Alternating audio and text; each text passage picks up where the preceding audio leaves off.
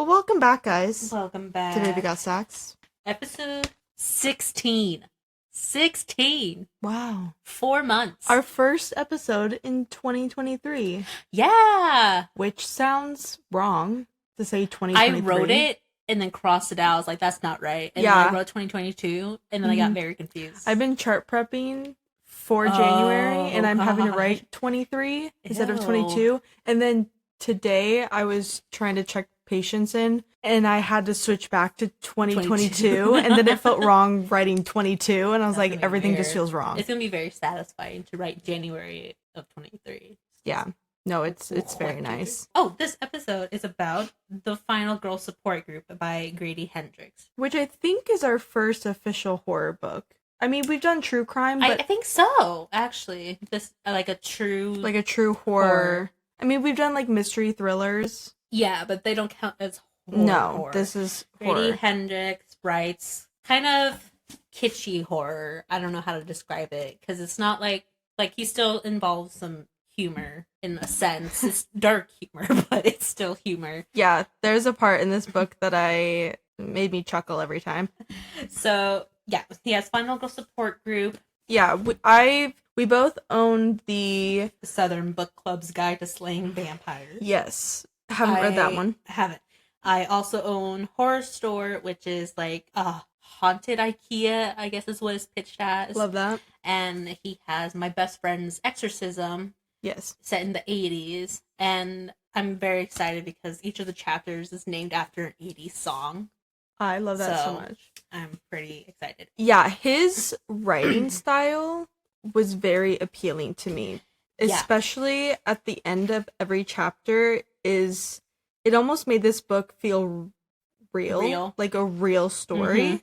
Mm-hmm. He had pages of like private notes and like movie reviews or journal entries or transcripts from them being interviewed. Yeah. I really liked the mixed media fantastic in it. And at the end, I don't know if you really noticed. Probably not. But at the very end, he has this acknowledgements page, but he has each of the movies. Oh, and yes, I did see that. And their sequels. So this book is... Oh, do you want to just read the back, actually? Oh, yeah. Yeah, I can. My book is... Well, so I have a hardcover, and Mel has paperback. I bought this book when it, I think, originally came out. Yeah. Before they even had paperback, which I wish I would have got paperback, but whatever. You know. You win some, you lose some. Okay. In horror movies, the final girl is the one who's left standing when the credits roll. The one who fought back, defeated the killer, and avenged her friends. The one who emerges bloodied but victorious. But after the sirens fade and the audience moves on, what happens to her? Lynette Tarkenton is a real-life final girl who survived the massacre 22 years ago and has defined every day of her life since. And she's not alone. For more than a decade, she's been meeting with 5 other actual final girls and their therapists in a support group for those who survived the unthinkable, putting their lives back together piece by piece. That is until one of the women misses a meeting and Lynette's worst fears are realized. Someone knows about the group and is determined to take their lives apart again, piece by piece. But the thing about these final girls is that they have each other now, and no matter how bad the odds, how dark the night, how sharp the knife, they will never, ever give up. I really liked this concept.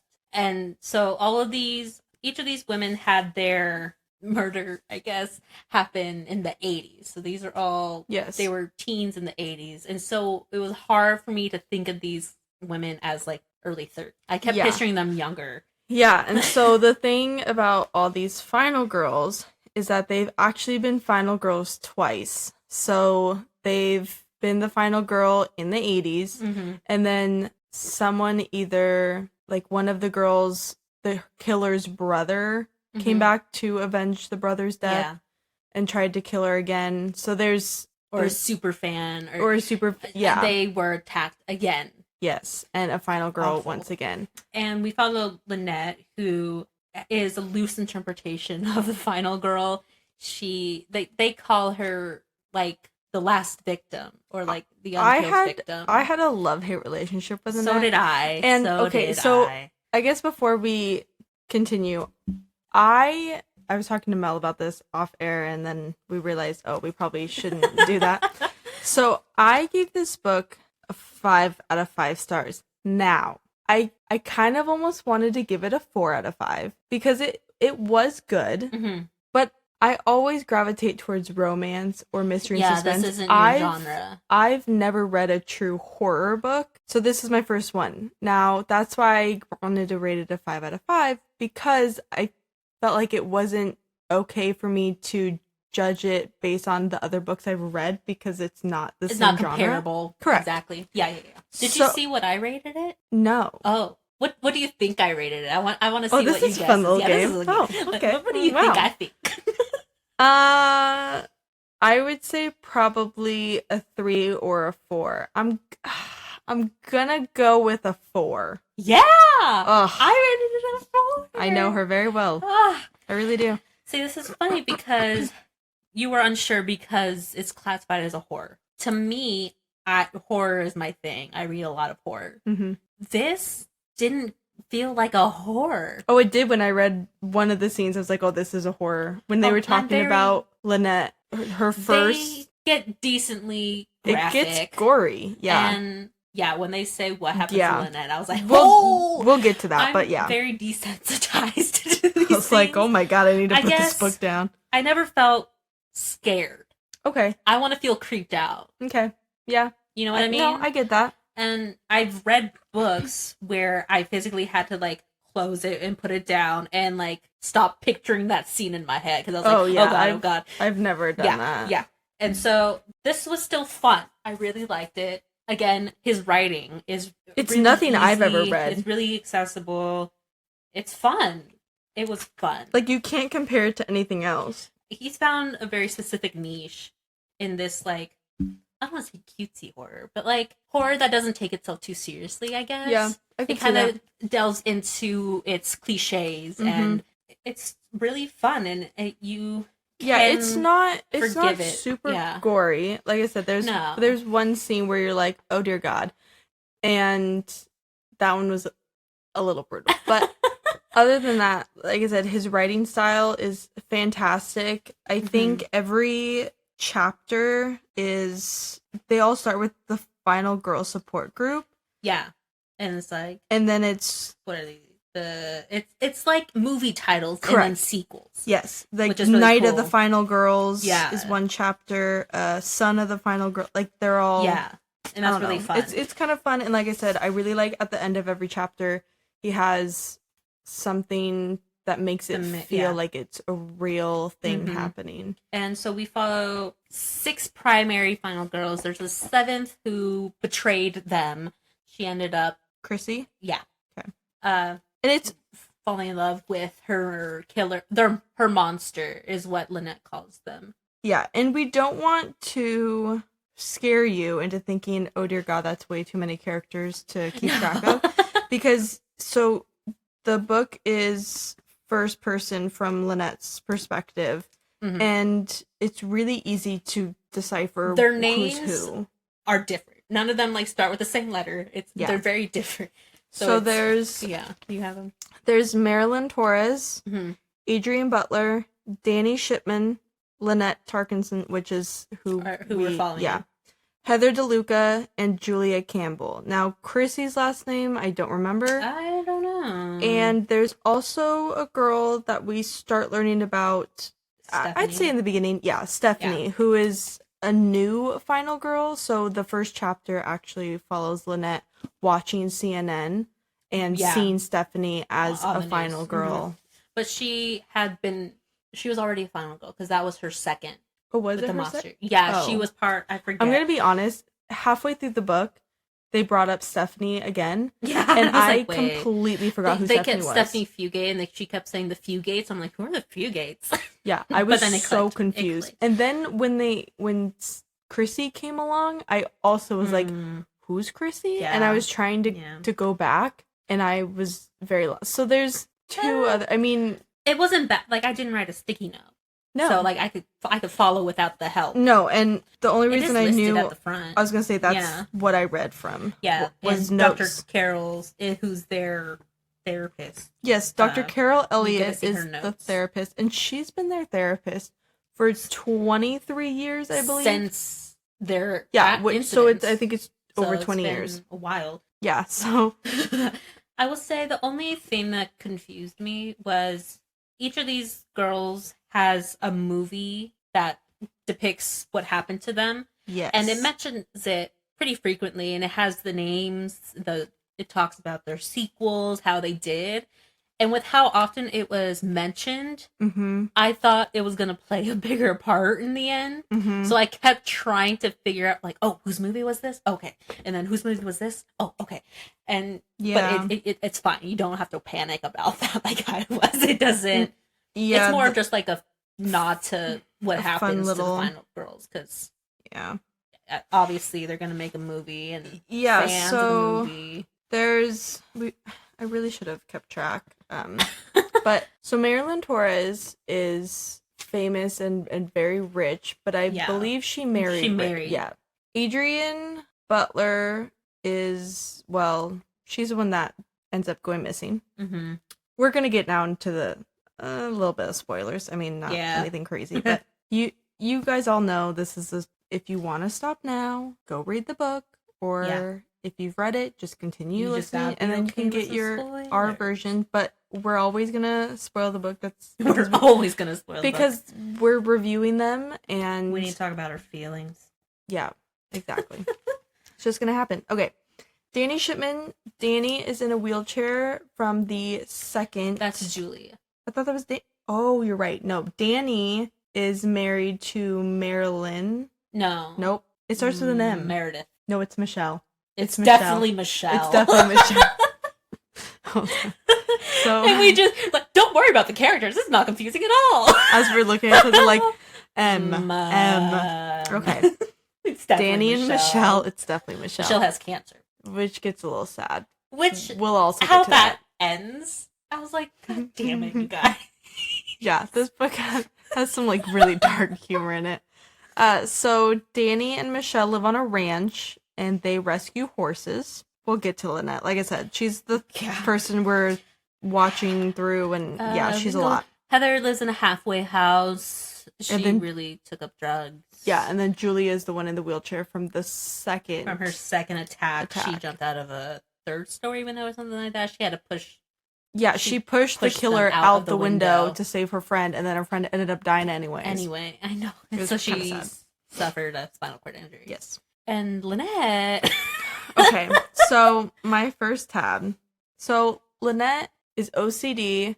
I don't want to use the term crazy because that would be rude. Paranoid. Very paranoid. Yes. She just took it to an extreme. So she has this intense lock system. She has a cage outside of her door. Like a doggy park, you go through the first gate and then you close that. Yep. And then you open the actual gate. But that first gate's there to catch anyone that runs out. Yeah. She has that. She never has her window, like the blinds open. Yeah. She has a getaway car parked she has far away. Very far away, parking garage, has a getaway car, has a locker with cash and guns and weapons and blah, blah, blah. She never takes the same route. And she'll take the bus. It takes her 2 hours to get home because she takes buses away and then comes back and then leaves. Like, oh my God. Yeah. She'll just randomize each time, memorizes people's shoes, and make sure no one's following her. Paranoid to the extreme. She doesn't have an actual driver's license because she doesn't want the DMV to have her information. Only Adrian? No, only Julia. Well, I thought Adrian knew where she lived, but then Adrian went missing. No, it was always Julia. Okay. Julia. I don't know their names. Hold on anymore. a minute. I finished this today. And Julia. It is Julia. Okay. Yeah, she only told Julia where she... Oh, she didn't even really tell her.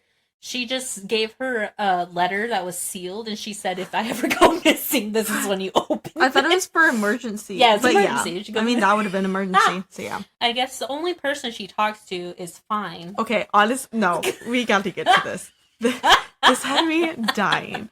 So, this is why I tabbed this. So, she gets into the house, and she goes, hi, fine, I say to my plant. And I read that, and I said, hold on. She's like, things aren't good. I'll tell you about it after I secure the perimeter. After I secure... So, she sweeps her own apartment, sits down with her plan, being like, ugh. So, talks about her day. She also, like, in her head, Fine the plant talks back to her. Yeah. Which I think is absolutely hilarious. His whole name is Final Plan. Yeah.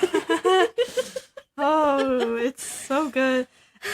So she starts freaking out because Adrian's missing, and now she's trying to get everyone to panic with her, basically. Yeah, it kind of starts off like, oh, she's making a bigger deal of this than it is, and she tries to convince everyone that, like, they're after the final girls. Yeah, and Lynette has a really hard time letting go of the group. So it comes to find out that Danny wants to leave the group because Michelle has cancer, and Danny and Michelle live kind of far away. Yeah.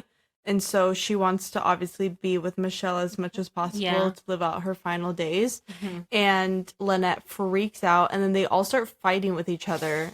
And all of a sudden, I don't remember what happens, like what makes them all go home.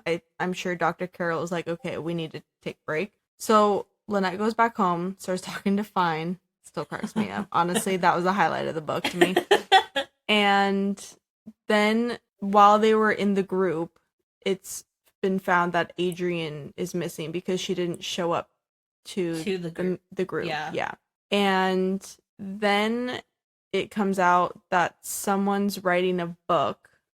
Mm-hmm. And if I remember correctly, it's Julia tells her about the book. And she's like convinced it's Heather. Well, so here's the thing.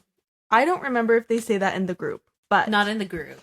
So what happens is Julia opens that envelope, finds out where Lynette lives, knocks on the door. Lynette refuses to let her in, refuses to even acknowledge that she's home, even though Julia knows she's home. So then Julia gets this guy who... It's a journalist. Yes, a journalist. Apparently it was his idea. To pretend and dress up as... The ghost. The ghost, which is was... her killer. Lynette's? Her monster. No, that's Julia's monster. Yeah. With a sign that says, let us in or I'll shoot her. So then Lynette lets them in, but into the cage, and starts shooting. The mesh was supposed to be able to let a bullet through. Yeah, come to find out it wasn't. The journalist peed himself. And was screaming and crying. Julia's freaking out. So then she lets them in and is pissed off that the mesh didn't work. She's like, that salesman lied. Yeah, she's pissed. So then Julia tells her that someone is writing a book in the group. And that's when Lynette starts freaking out because she's like, oh my God, like that's all our secrets. They know that we all hang out together. Like, we need to all tell the other girls so that we can get away from here. And all of a sudden, while they're talking, someone's shooting into Lynette's apartment. Mm-hmm. So she lives on the third floor. Specifically, it's high enough that no one can crawl into her window, but not too high that she would die if she jumped out the window. No, she's thought it all the way through. Oh my gosh, she's thought everything. So then she's more upset. So Julia gets hit by a bullet. Yeah. I think the journalist, she tries to grab Fine. She's like, I can't leave him. But she ends up dropping him. Yeah. And she freaks out. Abandons And Julia's screaming at her. Yeah.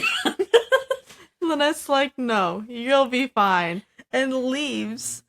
Lynette's like, I need to save myself. Fine, I'll get Fine later. Yeah, she wants to go back for the plant and not Julia. I was laughing so hard. I was like, oh my God. So then we find out, okay, where are we at? It was a roller coaster. I know. I'm trying, I want to take you guys on this journey that we went on. I don't want to walks to the parking garage, sees her car, all tires are slashed. So now she's like, oh my God. They know about Plan the B. Car. Yeah. Plan C. And it goes to a train station that there's lockers, and she notices not her lock on her locker. And she's like, oh shit, they knew Plan C. Yeah. So, and yes. Where did she go from there? Carol's? Yeah, so she's on the run. No, Carol's. And she needs to go to Carol's because she's got nowhere to go and none of the girls are answering. Yeah.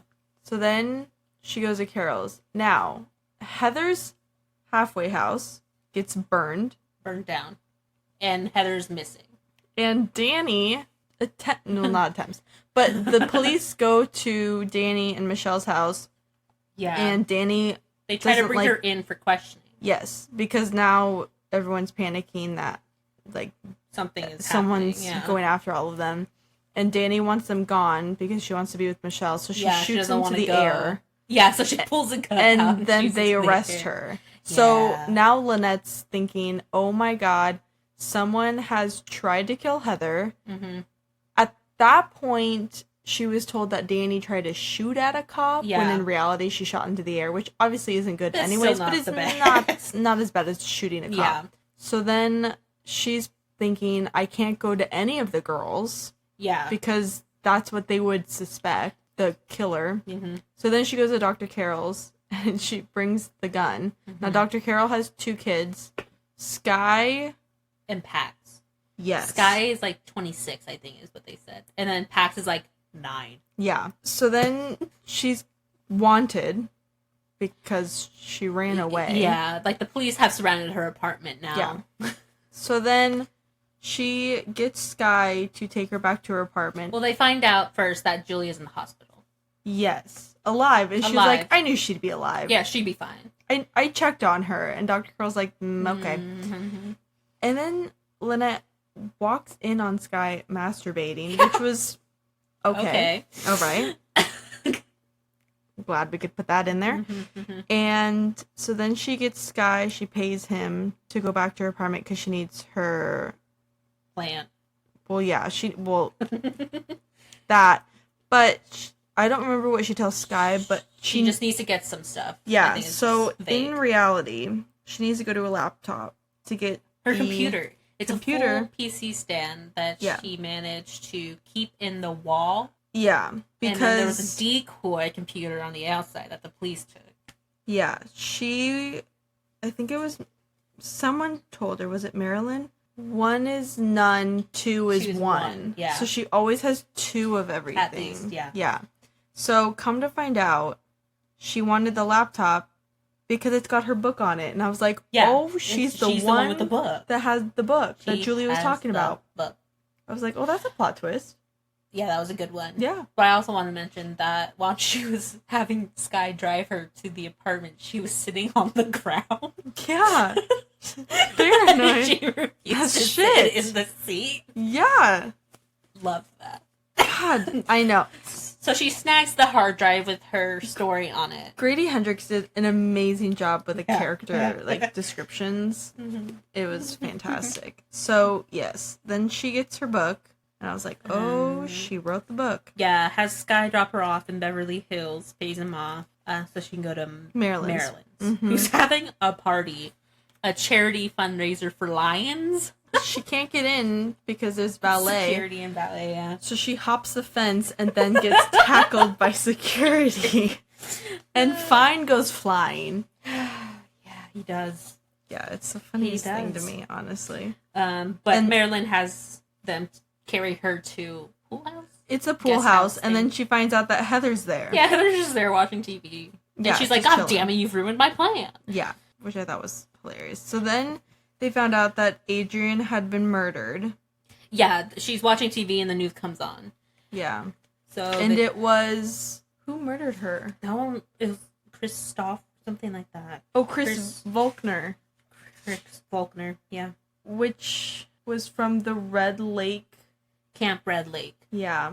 And Stephanie is the final girl from that attack. And Adrian ran that camp. That was where her original incident happened, mm-hmm. but she bought the camp and made it a retreat for girls like that. Yes.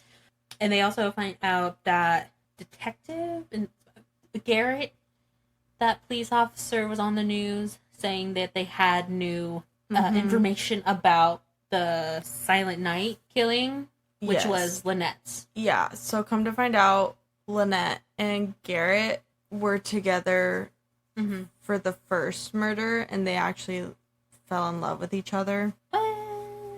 There was like a 16-year difference. Yeah. I'm pretty sure he was just using her for her story to sell. Yeah. But I wouldn't, yeah. He was the police officer that came and saved her when that incident happened. Yeah. Yeah, that was a rough one. I don't remember if when we get to that incident, I feel like that's later. But well, no, they go to they go to Marilyn's house. They stay the night. And then is that when they figure out that Danny's in prison and they need to go and save Michelle? Yeah.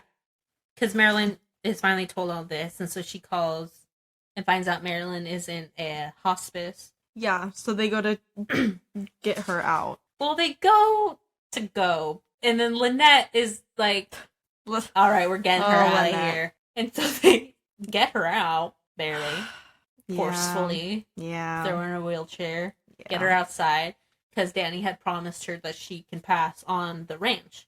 Yeah, and then Michelle wanted to see the flowers that Danny had planted in the front. But then Michelle was so far gone that she couldn't even remember where they lived. And no one else realized they didn't know her address. So then they just go to a park. Yeah, they just pull over and we're like, let's just at least have her outside. She's not dying in my car. They throw her back in her wheelchair. They just sit at a park. Then she dies. And she passes. And then Heather had kind of wandered off. And they're like, okay, let's just have this random guy in the park sit with her and say that she's waiting for her ride, even though she's dead. I was like, oh my God. He sits there and talks to her, like, pats her hand. And also, while Heather was convincing him to sit with her, also called the cops on Lynette. Yeah. And so police show up. They take Lynette. Well, all of a sudden, Lynette behind her hears Garrett's voice. And then she realized, crap. Yeah. So then we see Lynette in the jail, and the police are really brutal. Yeah. They're being, like, real awful. Dicks. Yeah, they immediately say, I think it's through... When did you first have sex with Santa Claus? Yeah, so come to find out, Lynette's first killer was a pen pal. Yeah. And she didn't fall in love. So basically, there was a pen pal, but someone had found out that they had been pen pals and forged her, like, handwriting and made it look like Lynette had sexual relations with the killer and tried to convince him to kill her family. Her dad was also chief of police. Yes. Convenient. Yeah. So... And it was around Christmas. She had her, at the time, 6-week boyfriend. It was Christmas Eve. It was Christmas Eve. Yeah, so her mom and dad had been fighting a lot. Mm-hmm. So her dad had wanted dinner for two at an Italian restaurant. So they left. And Tommy was Lynette's boyfriend at the time. They had been dating for, I think, 6 weeks at that time. And her sister... Jillian was also home. Mm-hmm. And so Lynette that night decided that she was going to let Tommy, deflower her. Oh, okay. Deflower? Jeez. You know. Okay. All right. On the pool table. Correct. Yeah. It's very romantic. In the basement. Yeah. So as they're on the pool table, the doorbell rang, and they ignored it the first time. And then because Tommy was like, "Is that your folks?" And she was like, "They have keys. Why would they ring the doorbell?" So then it rang again, and so then Tommy was gonna go up, and he went up, and it was Lynette who opened the door. She threw his jersey on and she went to open the door. Right. She didn't see anyone at first. And then And then Santa Claus came around the corner carrying an axe. Yeah. And so it was her pen pal Ricky Walker. Yeah. And Ricky embedded the axe into Tommy's neck. Mm-hmm. Which I was like, oh, this is going to be real bad. Mm-hmm. And then, so her dad, Lynette's dad, had been a big hunter. and had a rack of antlers mounted on the wall. Yeah. And Ricky had impaled her onto it. To the antlers. She was hanging off of it. Yeah, the antlers were through her stomach. Yeah, it was like her lower back and under her ribs. Yeah, and so she was still conscious and watched her sister come downstairs and watched her parents come home, and like all of this is happening right in front of her. And her mom saw her like kind of moving, and so she attacked Ricky again, and that's when he killed her. But essentially she just played dead, so he didn't come back to get her. Yeah, it was brutal to read. Like, one of the parts said he did things to her body, to their bodies. He performed scenarios, peeled the meat off their bones. And her mom saw tears running down her face, and that's when she knew that Lynette was still alive. And she would never find out if her mom and dad had rekindled their romance. And here it is. It says, the antlers went in just above my kidneys and came out just below my ribs. I hung there for 10 hours in shock. Yeah, she said that she couldn't tell where Tommy's body had ended and her dad's body began, and she said Jillian was easy to keep track of, though. He'd put her head on the mantelpiece. Yeah. I was reading this, and I was like, this is bad. Like, yeah, it was hard for me to read. Yeah. So I guess neighbors called the cops or something from all the noise, and so 2 cops came in. One was Garrett and the other one was Mike, and they knew that it was the chief's house, and so they go in and they're like, oh, joking, like, oh, you better not be stealing, presents from the chief. And then, Mike went in first. Yeah. Then Ricky split his rib cage with his axe. Yeah, and then Garrett shot Ricky 5 times, and then Ricky was still not completely down, and he ran through the glass door, backyard sliding doors, and ended up outside, and he fell or something, and then Garrett just let all his rounds go in him. Yeah, it actually said that Ricky landed so hard that it split his skull in 2. And even then, Garrett just stood there for a moment and was just shooting into him. Yeah. Yeah, so she was up on those antlers for 10 hours, which... They cut the head down and then cut the antlers off to get... Yeah. Ooh. It was brutal. So, yeah, that's which, honestly... Lynette's. Honestly, I'd be the same way. Like, in the head with Lynette if that happened. Like, it was, bad. And they don't call her a final girl because final girls usually end up killing their monster. Yeah. And so they call Lynette, like, the last victim or something like that. They don't, she's not, I was like, that's a little brutal. Because she went through a lot. Yeah, that was a lot. Yeah. But you don't go into as much details on the other girls. You learn what happens, but it's not, like, that vivid of description. So that's as bad as it really gets. Yeah, so then we start seeing that there's one cop that is trying to befriend Lynette, like being nice, making sure she's got like extra food or things like that.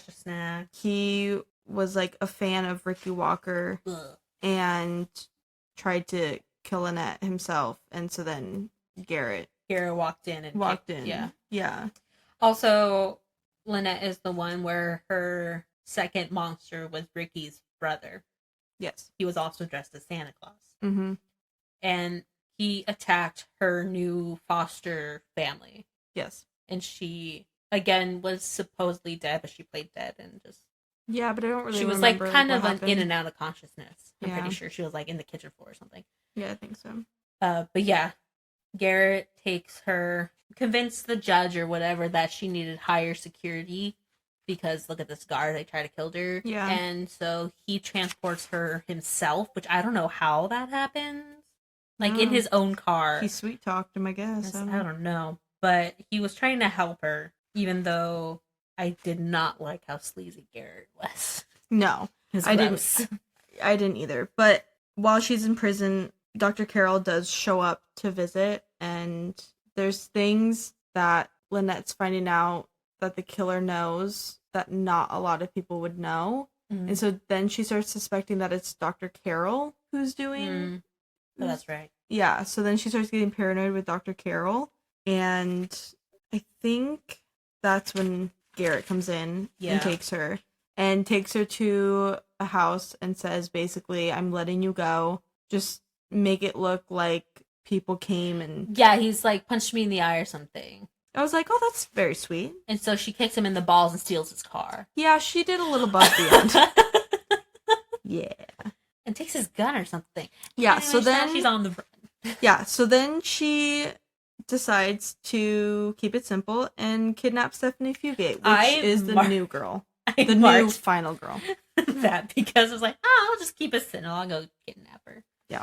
Nah, well, she's crazy. Easy. So then she pretends to be Dr. Laura Newberry to get Stephanie's parents to let her in. They had been calling Dr. Carroll, and so she's like, I'm her partner, and she's busy, so she sent me. Yeah, so then for a while it's just them trying to run from the cops and basically figure out who's doing the killing. Yeah, she's trying to keep Stephanie safe, but she's realizing now that, I hope I can. Yes. So then she ends up going to Chrissy's. Yeah, she decides, I need to get a hold of Chrissy. Which, let me tell you, Chrissy is crazy. Wild. Chrissy keeps in contact with the monsters, especially with different killers and different jails. So she sells... And she sells their murderabilia. Yes.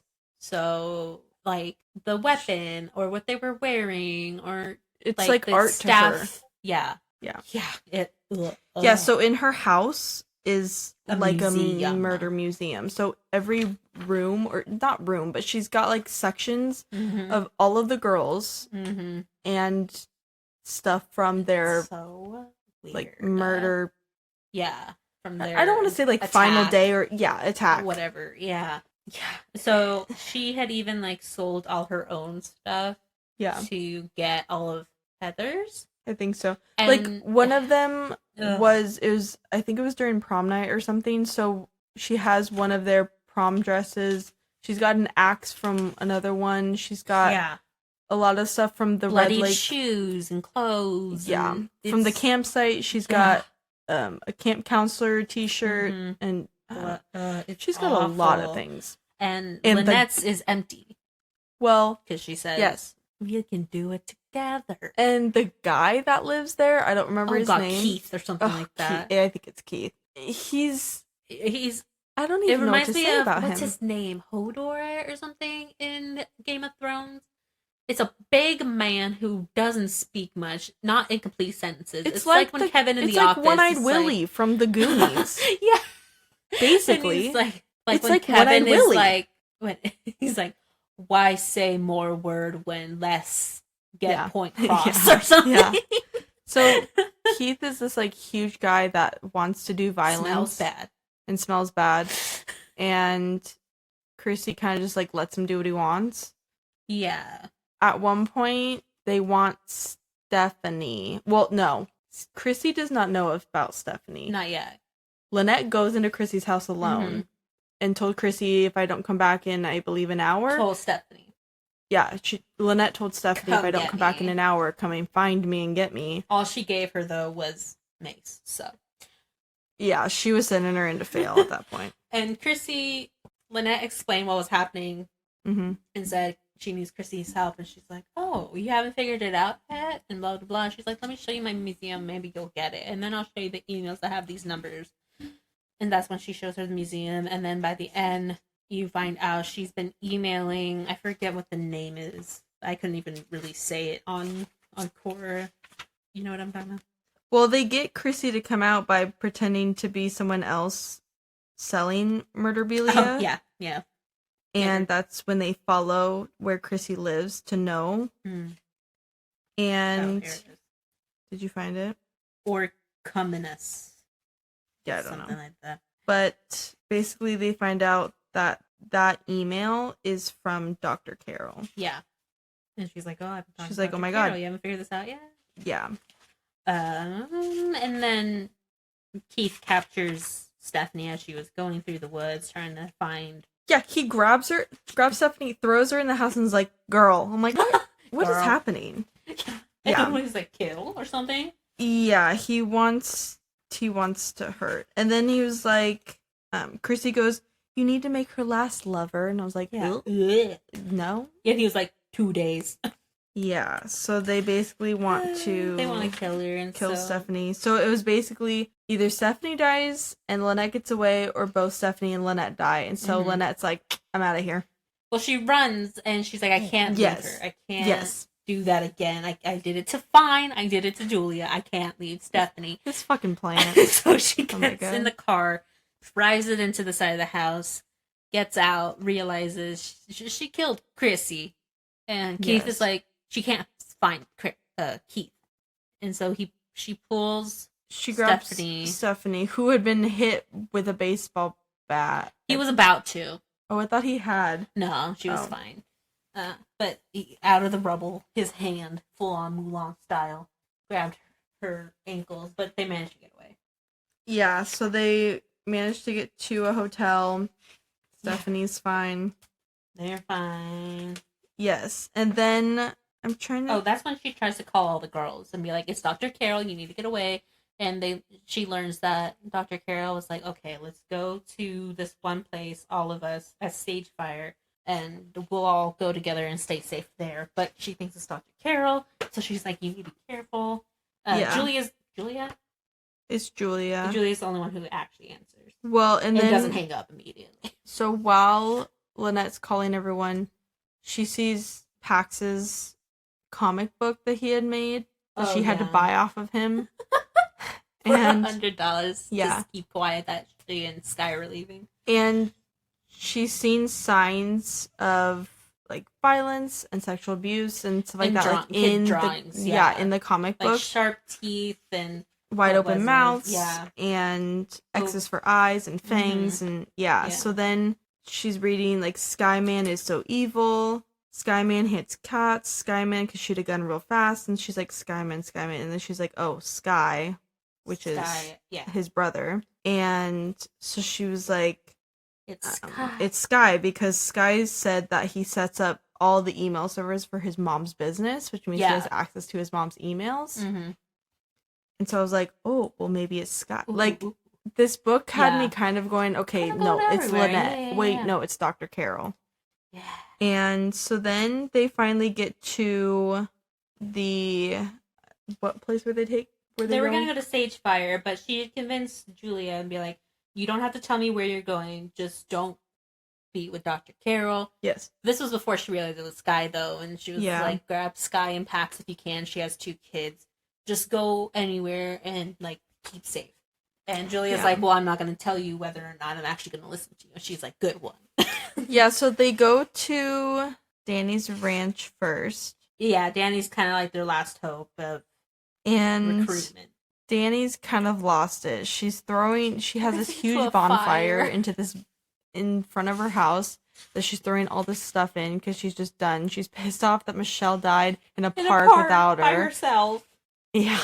So then they convince Danny, like, let's go find the other girls. Yeah, they told her where they were going. Yeah, so Danny tells them that they were going to the... Camp Red Lake. Yes. So they all go. It's Lynette, Danny, and Stephanie. They get to the campground, and that's when shit hits the fan. Hits the fan real hard. They get to the camp, and Danny's like, all right, I'm going to pull over.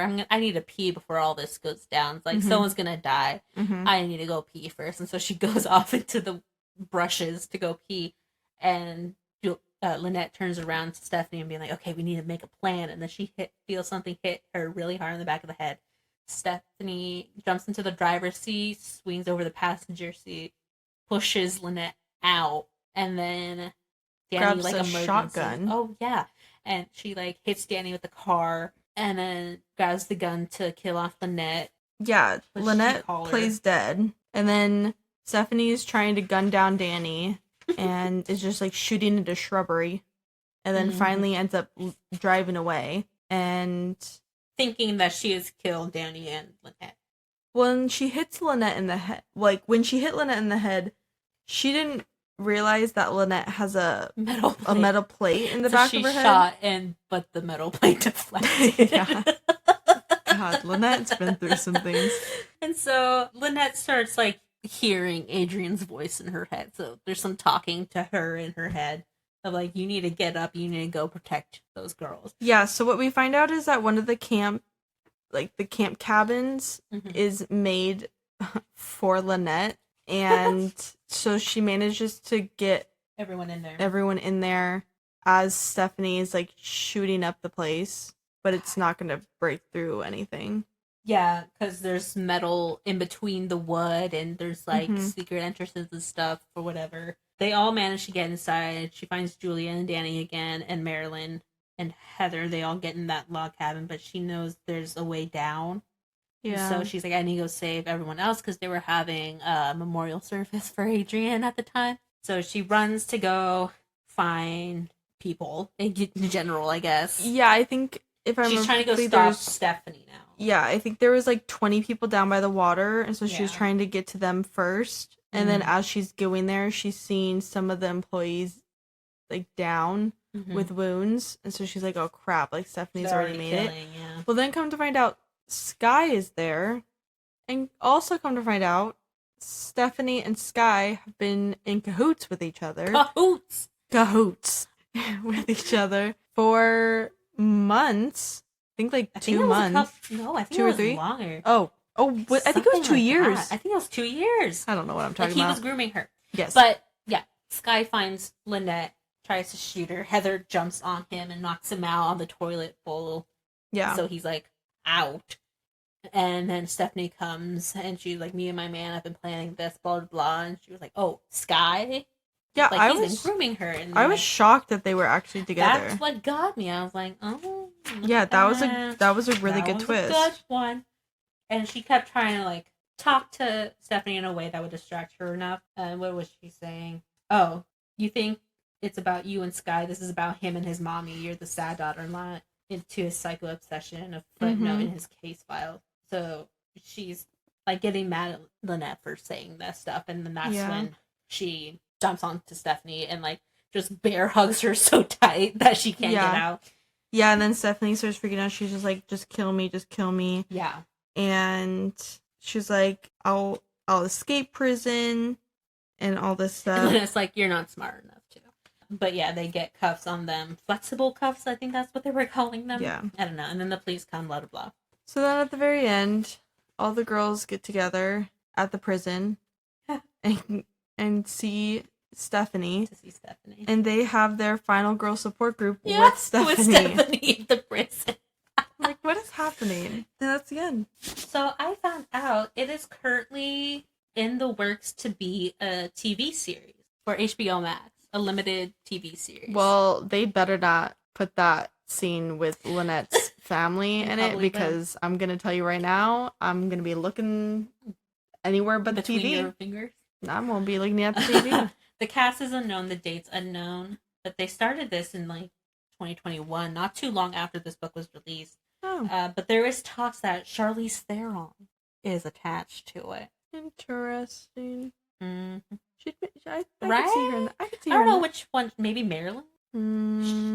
Maybe she can make Lynette more likable. Maybe. It's going to be hard. I was going to say, I was annoyed by Lynette. I felt like some things were a little over dramatic. I could see her maybe being Heather. Maybe Heather.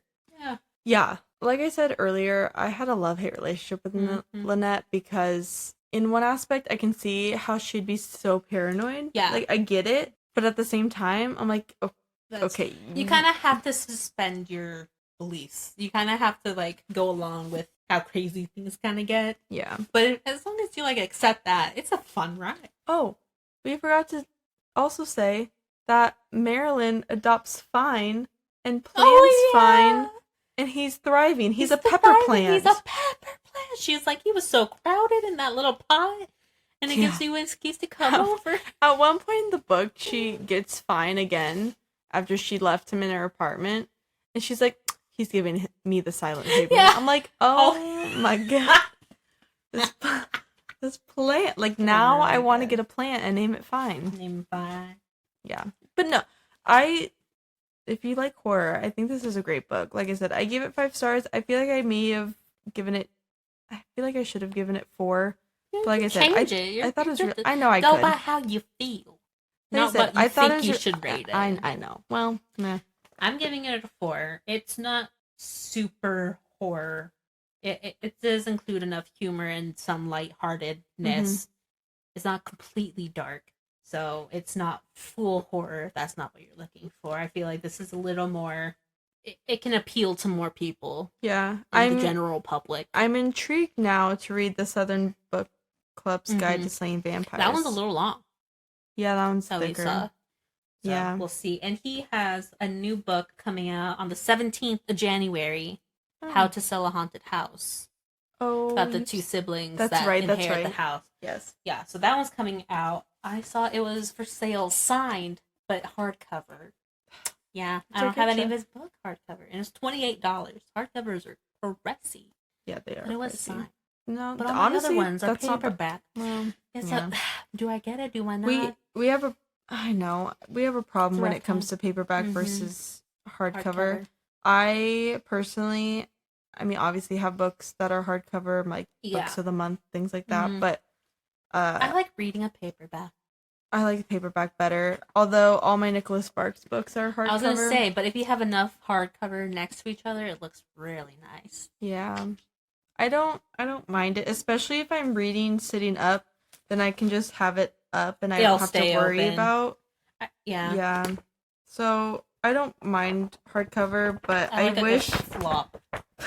I wish that when they release books, they would release both paperback and hardcover because it's always hardcover first and then paperback. Just a little something that irks me. Weird pet peeve. But yeah, that was the Final Girl support group.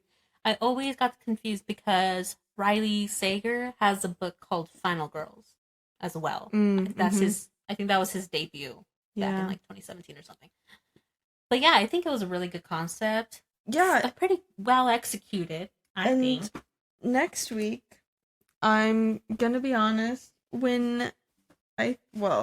So to keep track of our book, like how we go, I have stack of book, and in my stack of book, I had the Lost Apothecary as next week's. Oh, and then when I saw you post that, I was like, oh no! Wait, I don't remember. I know I didn't realize that I posted it weird until after.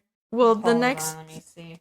The next book is this one. Yeah. Yes. I wanted that to switch. Yeah, in my stack I had the Lost Apothecary. Yeah. So next week's I'll Be Gone in the Dark.